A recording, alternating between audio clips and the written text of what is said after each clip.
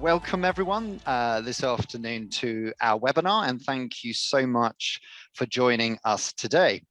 Just to introduce myself, my name is Sheldon Carlisle. I'm a business director here at Hays, and I'm delighted to welcome you to our Hays Salary and Recruiting Trends webinar today. In a moment, my colleague Will Veal, Director for Bristol and Bath, is going to be taking you through some of the key findings from our latest UK Salary and Recruiting Trends guide. And just to say, no, despite all appearances, Will, Ben Rhodes and I are not triplets, just to throw that out there. We will then hear some great market thoughts from the CBI, fresh off the back of their CBI conference last week, before we'll then come to our panel discussion session. Today on our panel, I'm delighted that we are joined by Ben Rhodes, who's the Southwest Regional Director for the CBI. We're joined by Caroline Owen, who is a Client Engagement Director here at Hays, and by Prim Raymond, who's a Senior Business Manager in the HR division here at Hays, all of whom will be joining us for the panel discussion.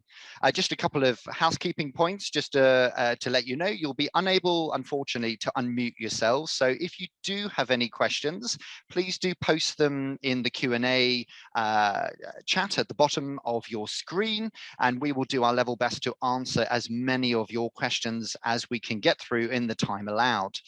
Thank you to those who have already submitted questions prior to the event in advance. If you notice that one of the presenters are trying to answer and haven't unmuted themselves, please just throw things at the screen and we'll do our best to unmute in time.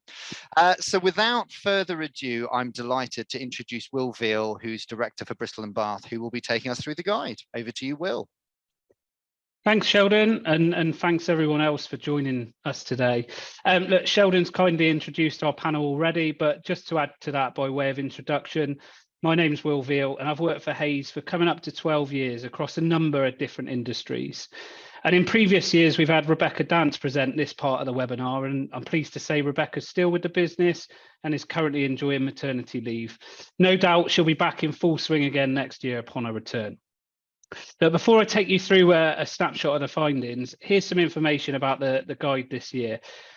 I can't actually believe it, but this is the 9th year that we've run the annual survey, and this year we've received over 13,000 responses from employers and professionals across the UK, including over 1,100 from the Southwest.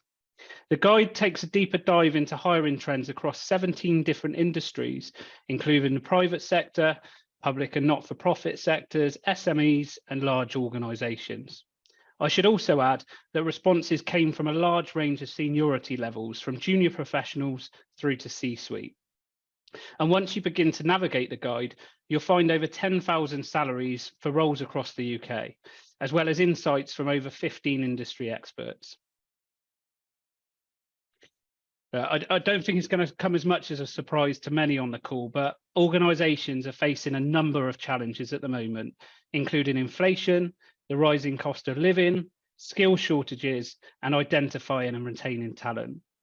In the Southwest, 63% of employers say their top external challenge will be the rising cost of living for staff, while internally, 62% say they'll face the challenge of retaining talent. As a result, and naturally, the long-term outlook of both employers and employees towards the wider economy remains uncertain. Despite this, however, hiring plans are still expected to proceed, as employers require the right talent in place to be able to meet their organisation objectives in the year ahead. Across the UK, 80% of employers plan to hire staff over the next 12 months. That demonstrates no change from last year. And in the Southwest, 81% of employers say they plan to hire in 2023, so a slight increase on the UK average. And for the rest of this tax year, the Bank of England are also predicting that unemployment rate will stay under 4%, and that's not likely to rise to 5% until fiscal year 2024. Therefore, the challenge with skill shortages don't appear to be leaving us anytime soon. As could be seen in previous years, organisations are struggling with widespread skill shortages. 95% of the employers surveyed in the Southwest said that they face skill shortages, compared to 93% across the UK. Employers have highlighted that competition from other employers for talent has risen significantly over the last year, rising from 53% to 67% across the UK. And in the Southwest, 66% of employers expect to face this challenge, so very similar to the national average. An example of this can be seen in our technology business locally, where on average, candidates will have a minimum of 3 offers to choose from. One key piece of advice for navigating tougher competition is to act quickly with your recruitment process. The migration to the virtual world of interviewing, particularly at that first stage, has meant that interviews are being booked within 48 hours from engagement. Look, clearly you don't want to rush through the process, but making sure interviews are booked within a reasonable time frame is critical. And we've seen a number of candidates pull out of interviews recently where they're booked too far in advance, where they've already accepted other job offers. And that's consistent across all the business units we operate in. Organisations are also expecting to face the challenge of unrealistic salary requirements when hiring over the next 12 months, up from 47% last year to 61% this year nationally. And in the Southwest, 65% of employers anticipate they'll face this challenge. Locally, our HR business recently had an offer for a candidate who in 2019 had a salary of 24,000. Flash forward 3 years, they've declined an offer for 55,000 due to the fact that they had 2 other offers on the table, one of which was 60k. And look, due to budget constraints, a number of public sector organisations have struggled to compete with the private sector when it comes to salaries. And you may also remember a few months back, there was a push from the government to try and drive workers back into the physical workplace. And as you can probably imagine, that provided a combination of challenges. So if you're working in the public sector, you want to consider the non-financial benefits you're able to offer to remain competitive. And finally, on that point, the increase in competition and unrealistic salary expectations are not unique to any particular industry or job role. And truthfully, this is something that we come across daily. In a bid to address the skill shortage challenge, many employers are having to think of a plan B, whether that's hiring temporary or contract workers or outsourcing to a consultancy. And locally, this rings particularly true in our tech, construction, finance, procurement, and HR businesses. And we also regularly get asked about fixed term contract engagement, but that unfortunately narrows the candidate pool even further. The roles are particularly difficult to fill due to the lack of benefit to the candidate of a fixed term engagement when compared to other types of employment. Across the UK, 83%, which is just over 4 in 5 employers, increased salaries over the last year compared to 57% the year prior. Pay increases are being caused by a mixture of the rising cost of living and ongoing skill shortages. Pay increased in the UK by an average of 5.4% compared to 2.8% last year.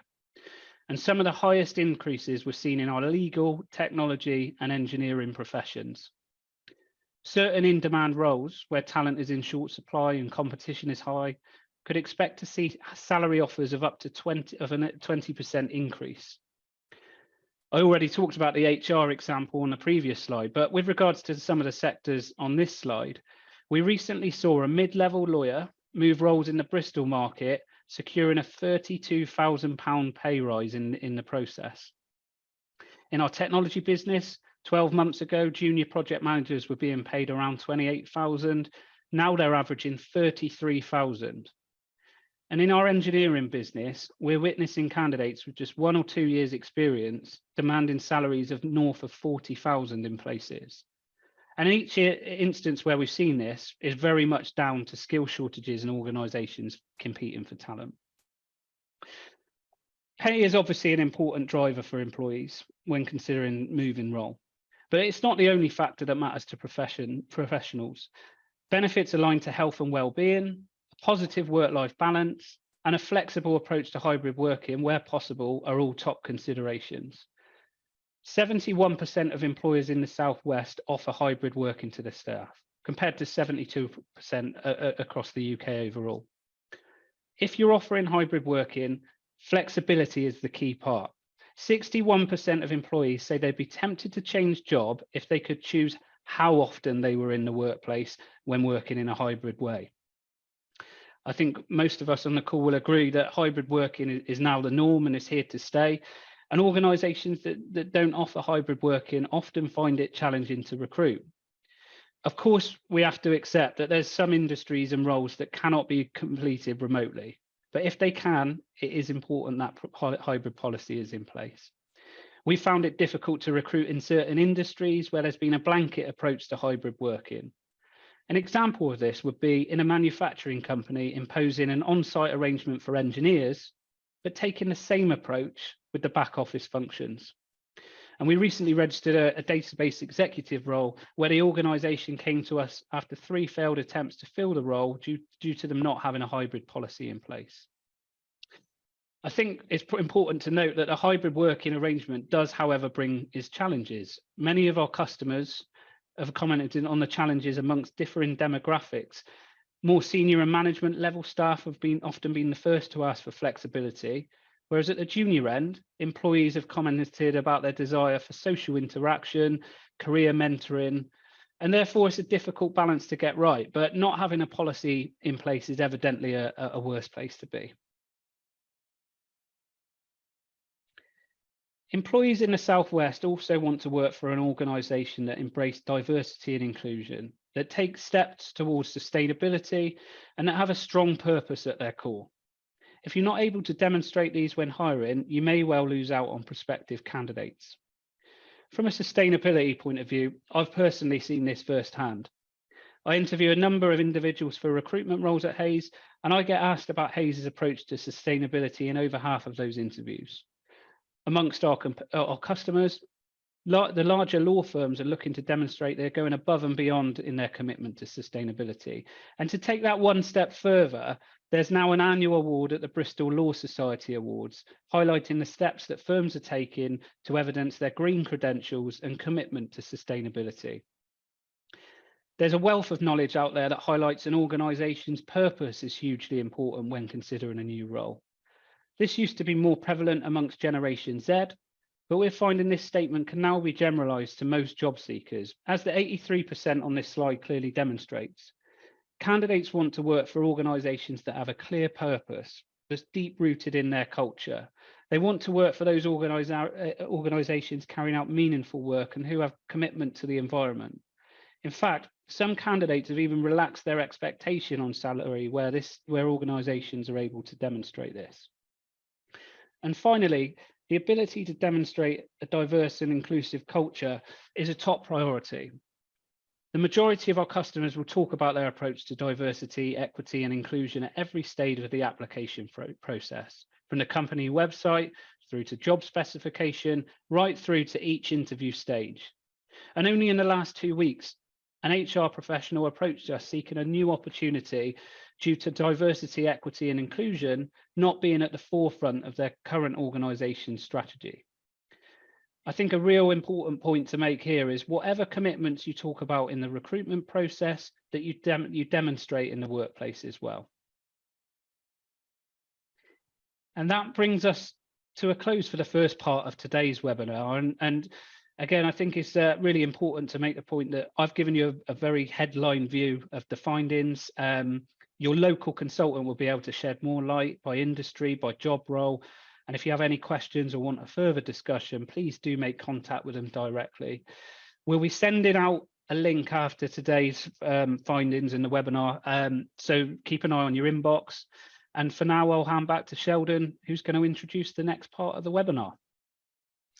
Brilliant. Thanks, Will. I appreciate for many of you those stats are just scraping the surface, really. And as Will said, the full results of our very, very detailed survey will now be available on the back of today's webinar. So the link is on the screen, but we will be sending out a link to download on the back of this. If anything particularly stood out for you while Will was talking that you just want to dig deeper on or ask questions about, please, as I say, do pop your questions in the Q&A box, and we will include those, as many as we can, within the time we have within the panel discussion at the end. But before that, I'm delighted to welcome Ben Rhodes, Regional Director for the CBI here in the Southwest, to join us today. And he will no doubt be sharing some of the key sentiment the CBI are picking up from their own members with us today. So Ben, welcome, and over to you. Great, thanks very much, Sheldon, and thanks for inviting me on. And Will, some really great stats there. So I'll be having a look at the salary guide once we're finished. So, as has been mentioned, I'm Ben Rose. I'm the regional director here in the Southwest for the CBI. So just for those who are unaware of the CBI, we're the UK's largest business organisation, speaking for around 190,000 firms, and really importantly, firms of all shapes and sizes right across the UK. So the CBI is really aiming to be a catalyst and a convener of UK business, uniting around an economic vision and a clear plan for the future. So 2023 looks to be another challenging year, but there's also going to be there's also going to be opportunity with that challenge too. So I'd like to pick up on both some of the challenges, but also the opportunities that 2023 might present to us in the business community. So firstly, I guess some of the challenges, the economic outlook is obviously much trailed and much publicised in the media, very much a fallout from COVID, from the Ukraine war and sort of subsequent tightening of global fossil fuel supplies, which have really stoked up inflation, and certainly businesses that I'm talking to are really feeling the cost pressures. And it's driven a rapid tightening of monetary policy. So the UK is heading for, the analysts predict, an inflation-driven downturn as higher living costs reduce real household incomes and consumption. And this is undoubtedly going to ripple out to other areas of the economy, such as investment and the labour market, providing some further headwinds for business. Most forecasters still assume that this is going to be a relatively shallow recession compared to the financial crisis, but it's likely to last through at least the first half of next year, if not the whole of 2023. Inflation is going to remain high, but we may see some signs of growth towards the end of next year. So the Bank of England's November forecast included two projections for the economy, one that was foreseeing a peak to trough decline in GDP of 3%, with the recession lasting up to mid-2024. However, this was based on late October market expectations for interest rates to rise from 3% currently to a peak of around 5.2%, which the bank appears to view as a little bit excessive. So perhaps a more modest rise in interest rates is likely, but the economy is still expected to remain in recession through, as I say, much if not all of 2023. Headline inflation is expected to slow throughout 2023, but it will continue to outpace wage growth for a while yet, helping to ensure that real household incomes fall for a second consecutive year, weighing on spending. And we're also expecting business investment to potentially show some signs of softening. In terms of the labour market, so the labour market remains very tight, with unemployment rate near a record low of 3.8% in Q2 and vacancies near a record high of 1.3 million. However, we think that employment may be plateauing and vacancies starting to reach a peak. It seems that the labour market is perhaps at a turning point. There's no immediate signs of a downturn in demand for labour, but CBI survey data shows that expected headcount growth to be slowing in recent months, but still remaining slightly positive. However, it's likely that the recession is going to feed through into the labour market over the next several months. The Bank of England points to an underlying unemployment rising to 6.3% by mid-2025, but recent expectations of labour shortages may lead firms to keep hold of staff much more than they perhaps otherwise would have done. So that's the economy and the sort of situation that we find ourselves in. We've recently had an autumn statement, and the government very much is setting out a sort of central theme to the current Parliament. And those three themes, those three priorities for government are really around stability, growth, and public services. So on stability, sorry, if you can just move to the next slide. On stability, it seems that the government achieved what it set out to do, so really muted reactions across the market, which is good, a very big tick from the business community on stability. On growth, so there were some elements of the autumn statement that we really did welcome, the recommitment around R&D support, some of the large-scale infrastructure projects, so Sizewell C, HS2, Northern Powerhouse Rail, for example, as well as backing of the CBI's call to freeze business rates, which would have led to a real uptick in business costs around April next year. So these are really positive.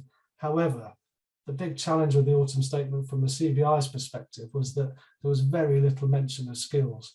And given that skills is one of the key things that almost every conversation with business leads on, this was a real, I think, a missed opportunity. So there's work to do on skills for sure, and that's what we'll be doing over the next few months leading to the spring budget. So looking ahead to that spring budget, as I say, there are some really key areas. Skills is one. Encouraging increased business investment is another area that the CBI is going to be pushing very hard and working with our members to put forward a case to government and to Treasury. So those are some of the risks and some of the challenges. There are a few opportunities in 2023 that we're outlining in some areas that actually businesses can take ownership and start to sort of turn the dial for themselves. The first one, risk and an opportunity, very much around cost of living. Cost of living is a really big impact for a lot of employees across the country and society more broadly. Cost of living crisis is impacting on employees' mental health. So 1 in 4 people who have debt issues also have mental health challenges, and quite an amazing stat: 1 in 3 adults are classed as financially illiterate.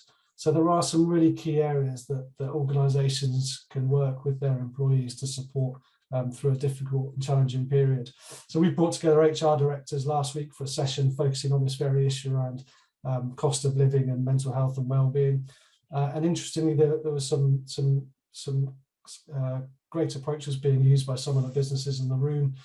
So on the cost of living, probably lots of organisations have considered providing one-off payments to members of staff to support them through, in particular, the winter period. And these have ranged from our experience from £500 to about £1,000, and dependent on salary, mostly sort of aimed at lower salary levels. However, I guess it's important to note that these payments are subject to tax, but also may impact on people's student loan repayments. So there could be unintended consequences there. We've heard of manufacturers providing new benefits platforms for staff, giving staff access to high street discounts, for example. And we've heard quite a bit of around firms providing financial services consultancy and providing sort of bite-sized lunchtime sessions to support with mortgages and advice around how employees can structure payments. We've also seen SMEs signposting employees to government support and financial planning resources. So there's a lot that can be done to support employees through a cost of living challenge, and actually this is a really important thing for retention, and we're seeing this as a key priority for many of the businesses that we work with. The second area I've mentioned already is around skills. So again, slightly a missed opportunity with regards to skills in the autumn statement. If we could just flick on a couple of slides, that'd be great.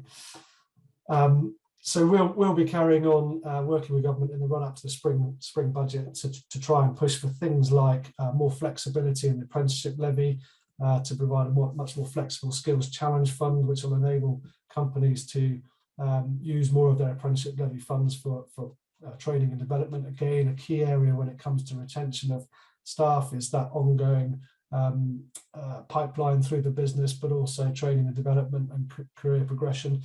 So that's really key. Another area that we're going to be working on with government and our members is around childcare provision, something that we've identified as a real key barrier to a number of parents re-entering the workforce, again providing an opportunity for more people and more skills into the workforce. And then finally, but ultimately, green growth is an area that the CBI I think is a really great opportunity in 2023. This year's COP27 was a big opportunity for government and business to showcase a sense of unity and to deliver on some of the promises that were made in Glasgow. Business leaders that we speak to really want to see a momentum established around COP26 and the recent COP27 in pushing for opportunities around green growth. And certainly we see this as a great opportunity for the economy longer term, as well as obviously the environment and the planet. So some of the things that we're pushing for here, delivery of some of the public investment that's been promised. We're helping to shape some of the policy levers that are needed to enable green growth in green markets. we're working to ensure the UK workforce is equipped with the skills required, and we're also continuing to pursue a very ambitious leadership position for the UK on climate and also on nature. And then finally, the final area I was going to cover was on employee health and wellbeing. So the CBI has recently launched in beta our Work Health Index. So this was something that we've developed in collaboration with Business for Health. And it provides a benchmarking opportunity for firms of all shapes and sizes who are looking to develop their health offer. Delighted to say that Hayes were a founding member of the team who helped us develop this index. So this index really serves to increase awareness of employee health and wellbeing policies, practices and provision, and hopefully drives competitive advantage in the labour market. The number of hours missed every year through ill health is quite frankly astonishing. So the underlying premise behind this health index is really there to try and support firms to get a much better understanding of what they can do to support employee health and well-being.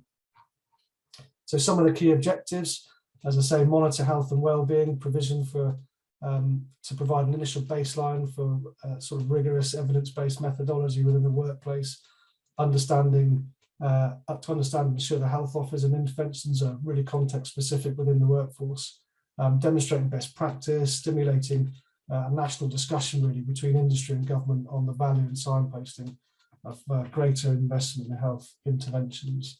So I've just included a couple of slides just to give you a sense of kind of what to expect, but this is something that's been launched this week.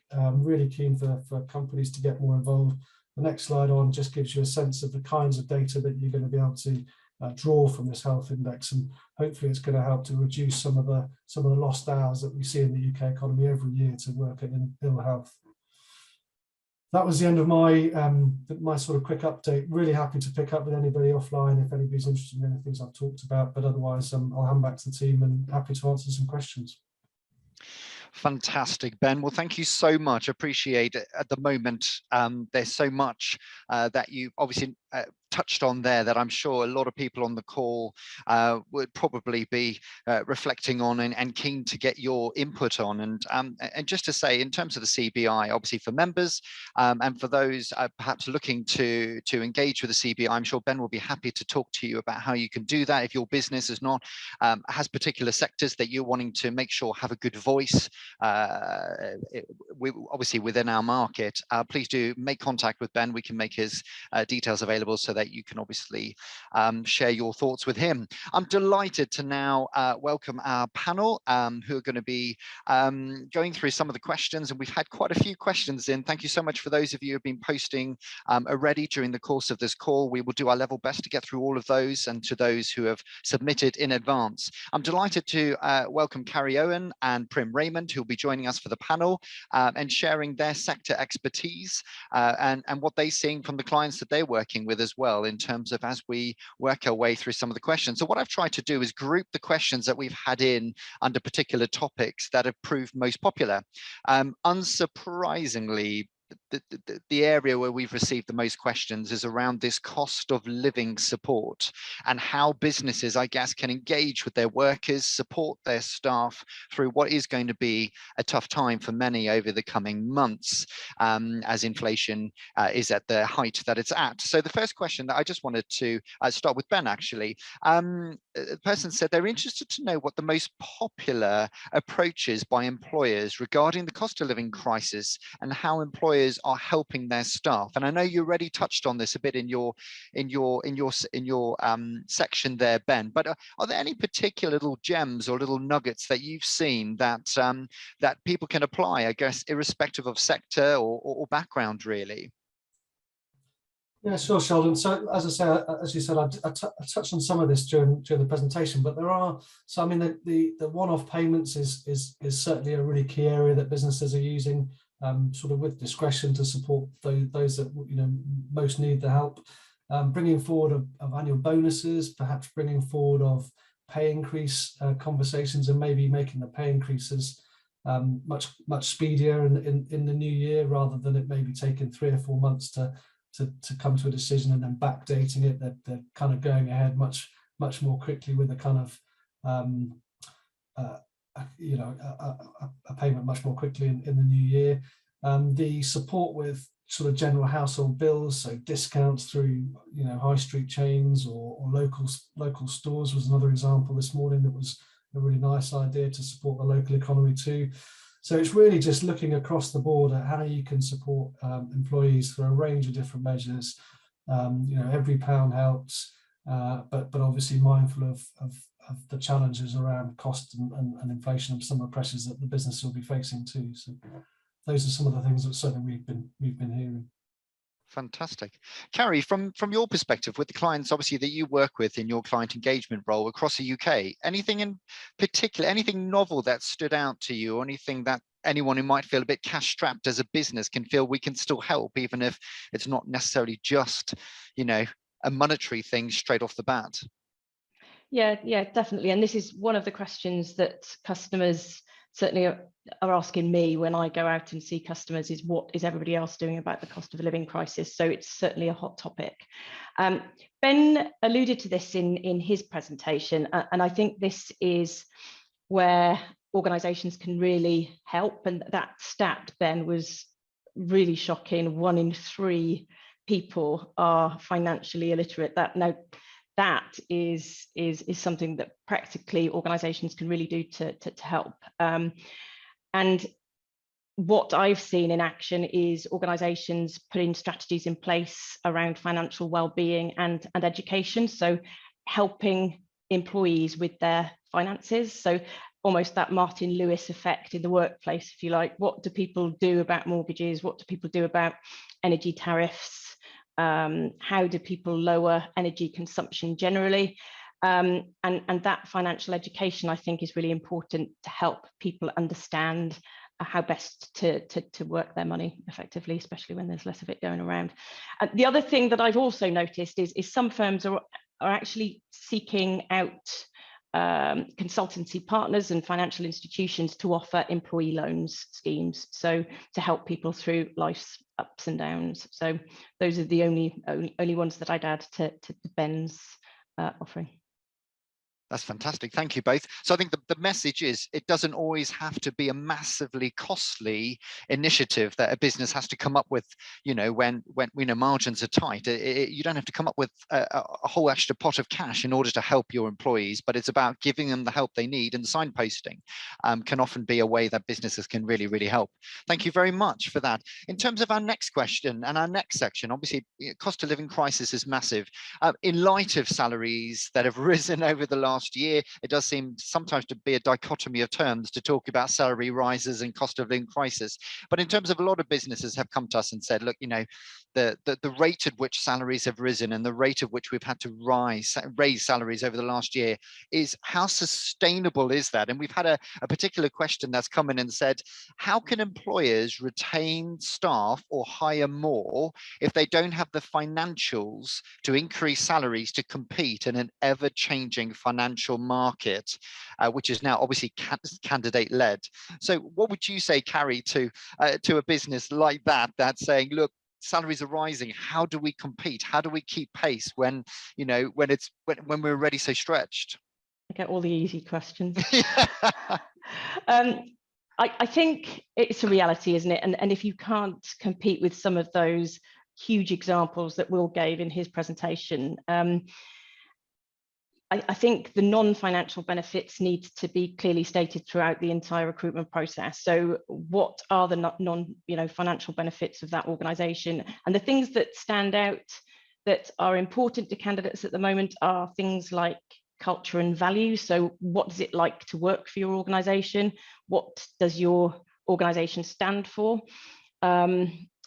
Another thing, and again, Will touched on this earlier, I heard an incredible stat the other day that 9 out of 10 candidates would move for a more meaningful job. So again, social responsibility, what is your voice on environmental issues? What does your organisation do in the local community to give back? I think those types of things really do matter to candidates when moving jobs. And obviously, as long as the pay is in the right ballpark, that's the sort of information that candidates are looking to find out. Flexibility is huge in this space if you can't compete on salary. So I guess if you're offered if you're able to offer flexibility to candidates, hybrid working, but again, that stat, 62% of people would move if they could choose which days they worked in the office. I think that would also stand you apart potentially against salary. And another thing that I've seen with organisations, that there is a shift from I guess running exit interviews from when candidates leave employment, because largely that that's too late, and then you've already got a problem, and they're moving in favour of stay interviews. So where organisations are actually going out to existing employees and asking them those really searching questions. Why do you work for us, and what are the things that keep you up at night? And then they can build into their risk and retention strategies things that will be truly customized to their current employees. So again, further customization in the retention process, I think, is going to rise in the coming years. That's so helpful, Carrie, in terms of talking about it's not always just about the money, it's about what else we can find to differentiate. And one of the questions, Prim, I'm going to come to you on this if that's okay. One of the questions that we've had in has been particularly geared around the public sector, which of course the public sector doesn't have the bottomless, deep pockets as sometimes the private sector can draw on. So one of the questions we've had in, Prim, is I'd like to hear about attraction strategies, particularly how the public sector can attract talent. Now, Prim, I know you work into both the public and the private sector, and I wonder what are you seeing in the public sector? What is the public sector doing to try and stay competitive in a very, very challenging market? What are you seeing? So, with 20 years experience in recruitment, I've seen talent attraction go from, ads in the job paper through to moving online. And one of the key things, touching on what Carrie's saying, that I'm seeing as being paramount is a really strong EVP, employer value proposition. And I think that's what's really important, whether it's private sector or public sector. An organisation's clarity around their EVP and being able to articulate that effectively is going to be one of the differentiators when it comes to the war on talent. If you think about the EVP in terms of content, we touched on some of these things, but it's having a compelling why I should join that organisation. And yes, money will be part of that decision, but it's not paramount. And actually, that's a great opportunity for organisations. If they can think about how can they support cost of living and how do they communicate that, that can make a difference. I spoke to an organisation recently who is allowing some of their employees to draw down on their salary before the end of the month. Now that means they have that support rather than going to very expensive payday financial options. So it's things like that. And it is like most things, it's all about innovation, getting creative and really looking at various solutions. So some of the things to consider, and I could talk about this all day when it comes to talent attraction, but some of the things to think about are, articulate career paths that are both horizontal and vertical. Not everybody wants to move up through the ladder, and we can lose people because in some organizations that seems to be the only option for progression. Actually, you might want to do a slightly different role or be fulfilled in a different way that satisfies and retains you. Organizations will be aware of this, but candidates want to work in an inclusive organization. That's high on the agenda. They want an organization that recognizes that they're human and handles them in a human way. And that is about offering bespoke support. Customization is really, really important. They want an organization that cares for them as well as cares for the planet. And this comes down to, I think if I were to pinpoint a particular area for every organization, I'd look at authenticity and leadership. I work for Hays. Hays is not a perfect organization, but I know that I've got that support at a very direct level, and I feel very connected to the organization, even though it's a massive organization. So that sense of connection is really important. People want to be able to work in a safe place. They want to be able to talk about things that matter to them, and they want to be heard. So I think, those are some of the things that you can think about in terms of that EVP, and then you need to think about how you communicate that internally as well as externally. So Carrie mentioned that it's as important that you're able to articulate that to retain your employees, which will help with the attraction, because good people stay in good places and they talk about good things that are going on. They're your best advocates for generating further candidates to join your organization, I would say, as well as Hayes as a recruiter. Obviously we can support with that. So think about your social websites. I mean, obviously we know the world has changed in terms of where people communicate, and it's not just LinkedIn, it's TikTok, and it's not just Twitter. It's a broad range of social sites as well as your own website. So that EVB has to be really clear, because it will be communicated either on or offline, regardless of how intentional you are with it. So I think it's really important that you take some, really own it and try and get some really strong communication around that. The world has moved away from traditional advertise and apply and just waiting for people to apply to your roles. Everybody has to take a more proactive approach with regard to talent attraction, and that means creating networks and engage, find and engage, as we call it here at Hayes. The methodology is much more about attracting and connecting with passive seekers before they're looking for a role. They need to know your brand, they need to know your EVP. Candidates do a lot more research these days than they ever have done, and they've got access to a lot more information. So they are, they're very savvy, they're very picky, and they will deselect you as a potential employer really, before they've even looked at your website, based on some of the information that they will have come across.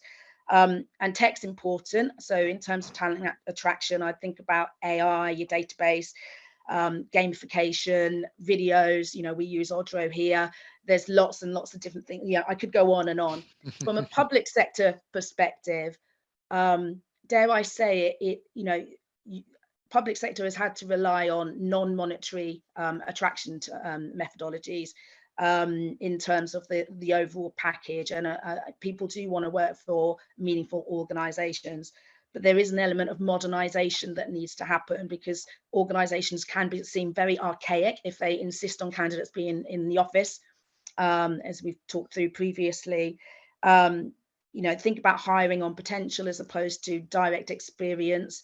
Think about reducing any barriers, whether that's qualifications, long application forms. ED&I needs to be high on the agenda and promoted throughout, as does sustainability and environment. And then it's really embracing some of the more modern ways of recruiting to be able to stand out in the marketplace. I've gone on a little bit there, but hopefully that's given you food for thought. And obviously I can talk to people in more detail should they need it afterwards. Fantastic, Prim. Thank you so much. I mean, there's so much in there that we could unpack. And for anyone who wants to ask Prim some questions afterwards, or even now, please feel free to put in the Q&A. One of the things I did want to pick up on, something that Prim mentioned there, is and Will mentioned it before, is sustainability. And I guess this idea of businesses having a sustainable approach to how they do business. And it feels like it's not just about the money anymore. It's not just about, I want to earn big salaries, but workers, and it's not just a Gen Z thing. I think Will said that as well. Workers care about their business that they work for. They care about what their commitment are to sustainability. And I think for a lot of businesses, they might think, we don't have a massive big HR, machine that can generate, lots of press releases and lots of things. How do we do it? How do we show we care? What are some of what's the starter for 10 that we can do to show that we're a business that's engaged with the sustainability of our planet? Will, I mean, in your position in Hayes, obviously you work across specialisms as you lead the business here. What are you seeing in terms of how businesses can show that commitment to sustainability without it having to have a billboard on the M32? I mean, what suggestions can you make in that area that people can take on board and say, we could do that? I think first point to make is you pretty much covered that off there. It's a complex subject, and really you need expertise within the business to point a direction to go in. I think, look, the first port of call is understanding how an organisation's already having an impact on the environment.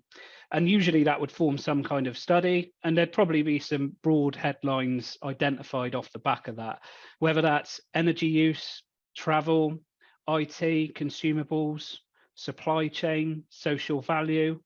And then as you go through those headings, you probably go a bit deeper into what can we actually do around them. So is it the move to renewable energy sources, auditing current energy use, identifying areas of possible reductions, promoting green travel across the business, car sharing, use of public transport, and obviously fleet electrification as well.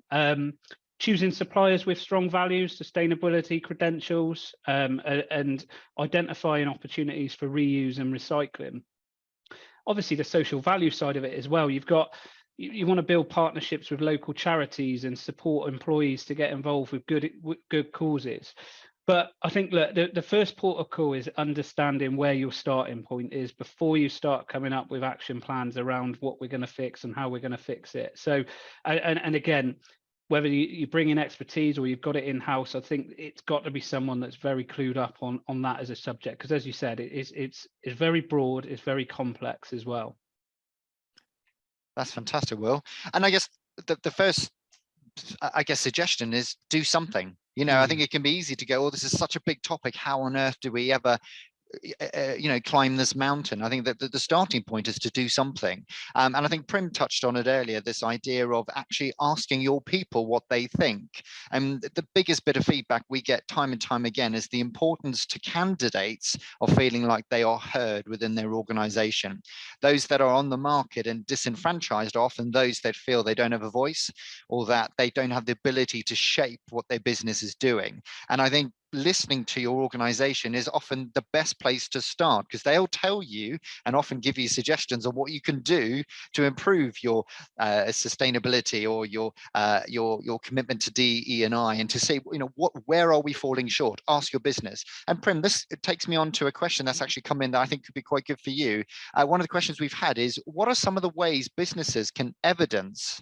How do we evidence that we have a diverse and inclusive culture? Because you talked about that, the importance of having one and evidencing it.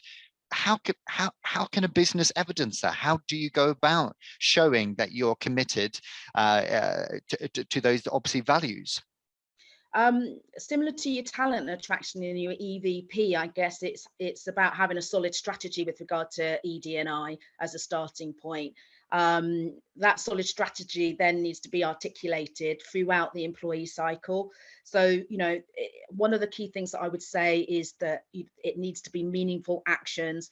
Candidates are very savvy again with regard to knowing what's a token gesture and something that is much, much deeper than that. So the sorts of things that you can put on that I've seen in many organizations are groups and networks for specific groups and populations within your organization. Again, your social and your website, your LinkedIn, everything will reflect all of that. Organizations are focusing on the national focus campaign. So there was National Inclusion Week, for instance. Again, it can't be token gesture. I attended a menopause session during menopause focus, and there are many, many different sessions that took place within Hays and take place across organizations in order to shine a light on a particular topic that is of interest to the varied groups that you will have within your organization. Sponsorship and initiatives. We've sponsored the Black Youth People Network, which was a great event, and that triggers behaviors. I'm a lead on the Black Network, which has been fantastic as an example. One of the things that I always remember being told is that people will do what's inspected, not expected. So we know what the right thing to do is with regard to ED&I, but I think you need a clear strategy and you need to put some measures in play that really demonstrate and evidence the progress of that strategy. So within Hays, we've got 5 clear point business objectives across the whole of the business, and front and center of that is ED&I is one of those 5 that we want to make it part of our culture every day. And that is supported and endorsed at a very high level within this organization. And I think that's what makes it very real and very substantial. And it does evidence that it is important to the organization. It's high on the agenda.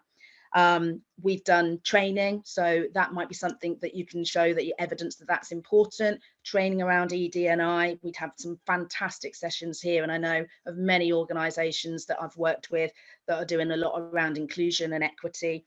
And you know, just in the past 5 years during my journey at Hayes, I've seen organisations in Bristol and the Southwest really improving these massively, and I can see that it's being evidenced in many organisations, but there's lots that people can do. From a recruitment perspective, it's all about mitigating bias, and you need to be seen mitigating bias throughout that recruitment process. So blind CVs, panel interviews, where you can ideally have some diversity on that panel, checking the language that's used in adverts. It sounds like an obvious one, but even today, you know, I'm forever coming across certain language that will make certain suggestions that really show that that organisation's really not modernised in its way of thinking around ED&I. Offering adjustments with regard to disabilities, impairments, etc. Offering part-time, flexible, remote working, all of these things will make an organisation more inclusive. So again, it's a topic that I can talk more and more about, but hopefully that gives some ideas for consideration in terms of evidence that you can show. That's fantastic, Prim. Any other thoughts from the panel? Any other thoughts of anything you've seen across the industries that works, or just any clients that have done something of particular interest? Anyone? Don't worry if you don't, but just ask. I think one of the things, and actually I'm going to mention Prim here again. We recently had, throughout our entire organisation, we had conscious inclusion training. And one of the things that I think it's really important to do, and we all recognised as a group of people going through this training, that allowing people to call out things that you see in your workplace that won't impact how you're perceived in the workplace. And one thing that Prim did fairly recently, we recently rebranded, and one of the things that Prim noticed was that there was some stereotypical photographs for various different industries in which we represent.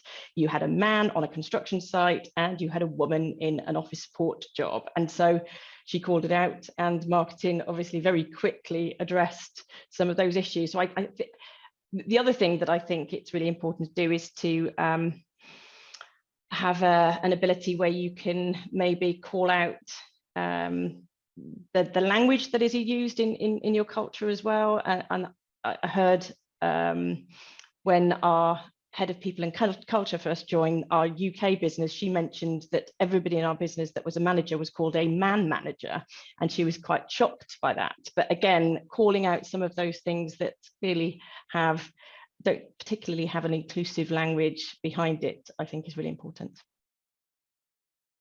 That's so helpful, Carrie. Totally agree with that, Carrie. You're absolutely right. So yeah, I think we've created an environment through that training and senior level endorsement and continuous conversations where you do feel comfortable that we might get things wrong, and that's okay. But we can act quite quickly to rectify things. So, you know, that's evidence of a culture there that then translates into our recruitment processes as well. Yeah. Thank you both so much. There's so many questions. I'm keen to get through them. One of the sections I'd like to move on to, where there's a few questions, is around hybrid working. Obviously, we've mentioned a number of times already the importance of offering flexibility, the fact it's here to stay.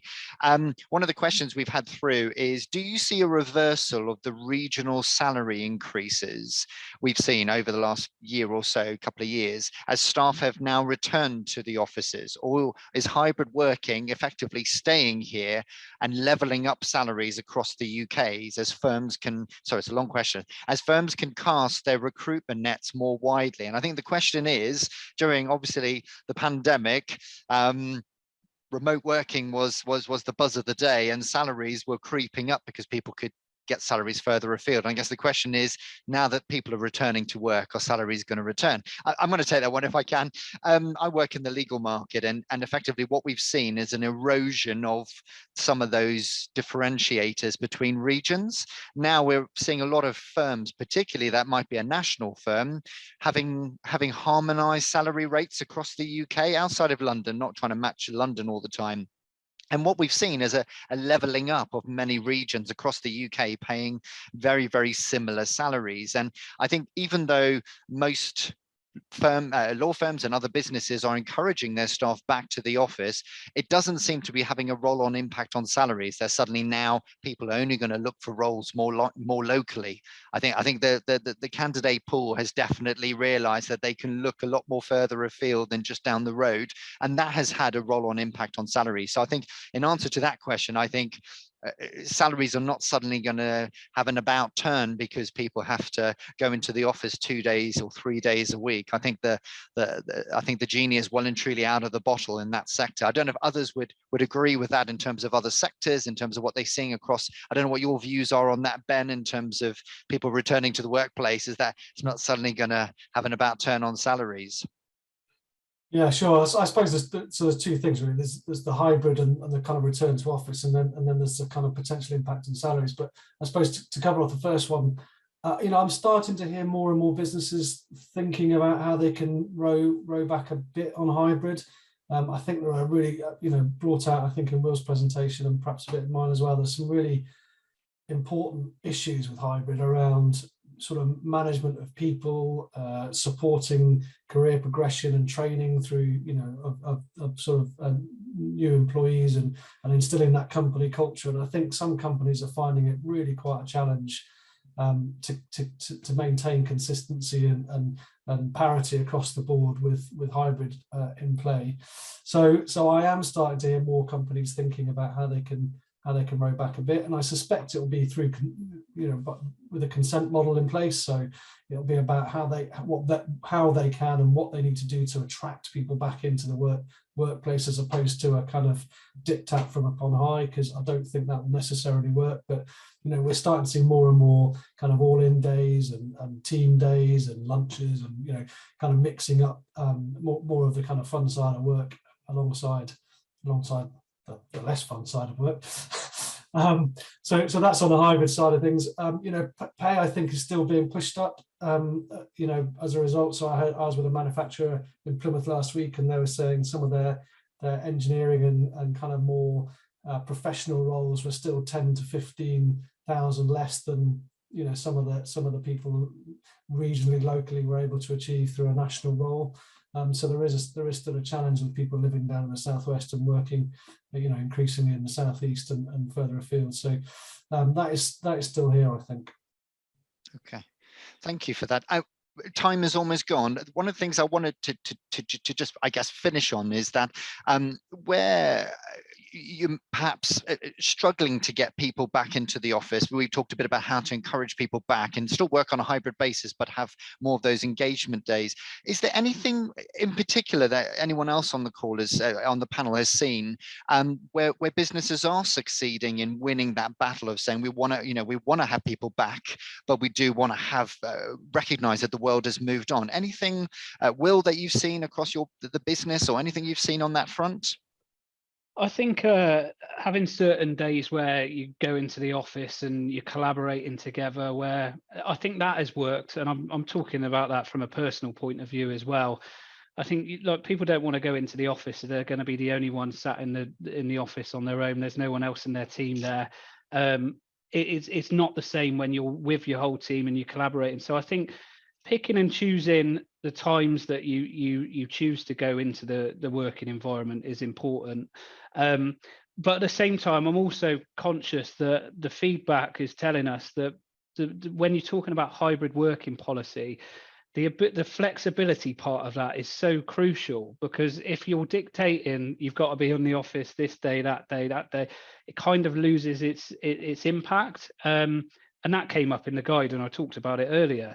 So that flexibility is key, because everyone's situation is different, and they may have commitments on certain days where the flexibility is more important than others.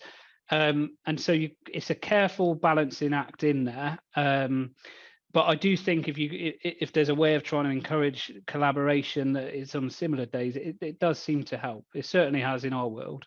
That's so helpful. Thank you. I'd love to spend more time on this, but time has completely gone with us. Apologies if we haven't got to your question. We've still got quite a few that we've not got through, but your Hays consultant can certainly follow up directly with you. The guide will now be available to download, and the details should appear on the screen in just a moment, but there will be a follow-up email coming out after this. It'll take a couple of days. We just need to edit the video and get it down, but that will be available for you to share internally in your own organization. So please do watch your emails. You should be able to download very, very, very shortly on the back of this call, and the video will be available. Thank you so much, everyone, for joining us today. I just want to say thank you to the panel. Thank you to Ben from the CBI, and thank you to Will, Carrie, and Prim on sharing their views. If you would like to pick up on anything with us on the back of this, we'd love to answer any questions you've got. And apologies if we haven't got to all of them today. But thank you so much for joining us today. And we look forward to following up with you afterwards. Have a good day.